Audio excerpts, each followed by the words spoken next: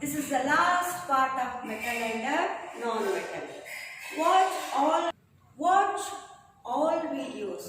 So I will come to online class for interaction and also give key answers to the questions that I have given in the last week. Now let us discuss some points in this class. You already studied about displacement reaction. In displacement reaction, highly reactive metal displaces less reactive metal. Iron oxide and aluminium, these two substances are called thermite.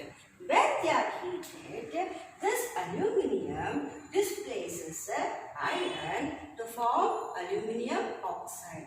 Aluminium oxide is oxidized and then molten iron. This liquid iron is used to weld the railway tracks. ಈ railway ಹಳಿಗಳನ್ನ weld ಮಾಡಲಿಕ್ಕೆ they use liquid iron. This is the liquid iron used to weld the two railway tracks and also to seal the cracks in machines. Now, already you studied about corrosion. Iron, copper, silver, aluminium, they undergo corrosion. The corrosion of iron is called rust.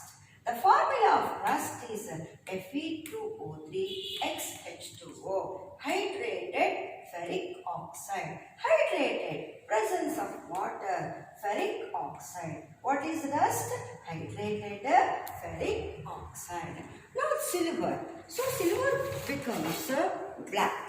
Silver becomes black on exposure to air because this silver reacts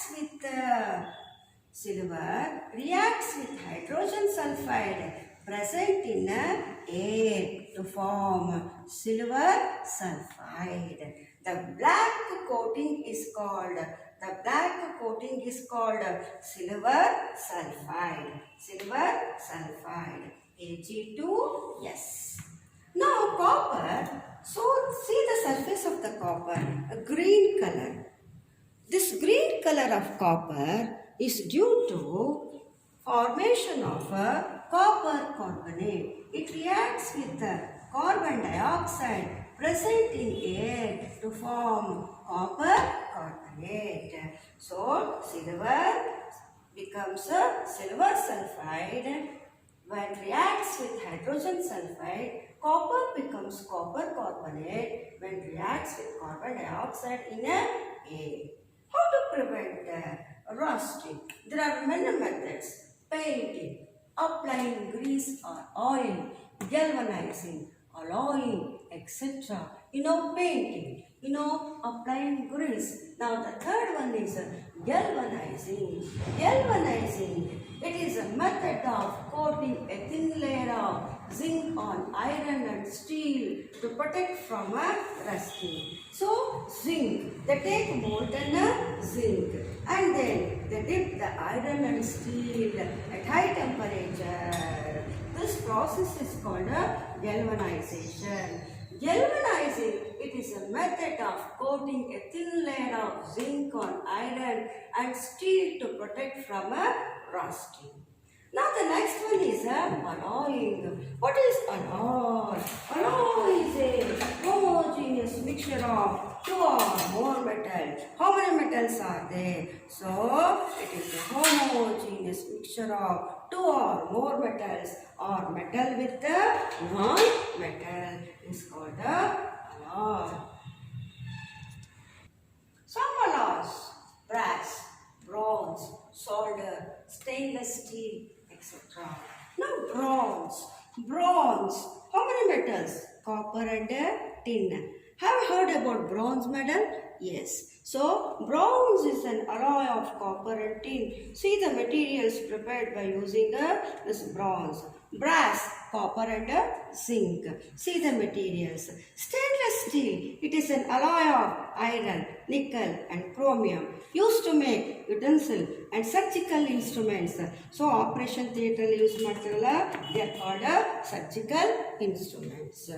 Now, amalgam. Amalgam means so alloy of the metal mercury. One of the metals in alloy is mercury. So mercury plus a silver. It is called a amalgam. So amalgam is used to fill the cavities in a teeth called dental filling. So these cavities are filled by using amalgam. Alloy of the metal mercury, silver and mercury, it is called amalgam, used in dental filling. So what is anodizing? Anodizing, it is a process of forming a thick oxide layer of aluminum by electric method. What is anodizing? So forming a thick oxide layer of aluminum oxide. By what method? Electrolytic method is called anodizing. So this is all about the chapter. Now, one question that the questions, assignment questions are. So, one question I have given, high reactive metals cannot be reduced by carbon. High reactive metals, that is sodium oxide, Na2O, potassium oxide, etc. This cannot be reduced. Oxygen cannot be reduced by using coke or carbon, because these highly reactive metals are affinity for water, attraction to water. So the highly reactive metals cannot be reduced by carbon. Example, sodium oxide cannot be reduced by using coke, because sodium has high affinity for water, attraction to water. So we cannot separate a metal, sodium, from oxygen by using a carbon. What method is used? Electrolytic method is used. And the questions that I have given, differentiate between malleability and ductility. Malleability sheets, ductility wire, and sodium chloride formation already discussed. Thermite reaction today we discussed, and two figures I have given. So why is sodium stored under? Already given. Now let us take answers to these questions. Come on. The most malleable metals are, come on, tell me. Right. Gold and silver. The most malleable metals are, what is the answer? Gold and silver. The best conductors of heat, right. Copper and Cu. What is Cu? Copper. Ag. What is Ag? Silver. The poor conductors of heat. Come on, tell me the answer. Lead and mercury. Right. Lead and mercury. The liquid metal. Yeah, that is mercury. The symbol of mercury is Hg. The liquid non-metal, bromine. The symbol is pure. The metals which have low melting point, gallium and cesium, isn't it?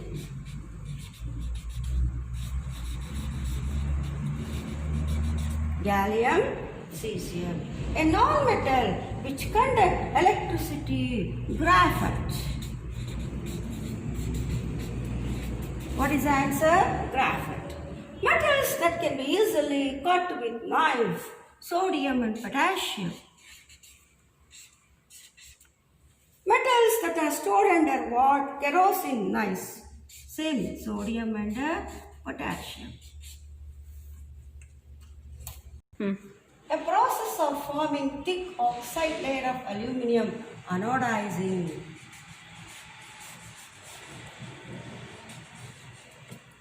Metals that react with cold water, sodium and potassium.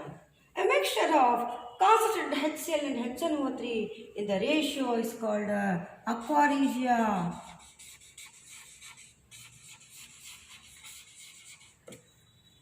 Black coating on silver particle, silver sulfide, Ag2, yes. Green coating on copper, copper nitrate. Water soluble bases are called alkalis.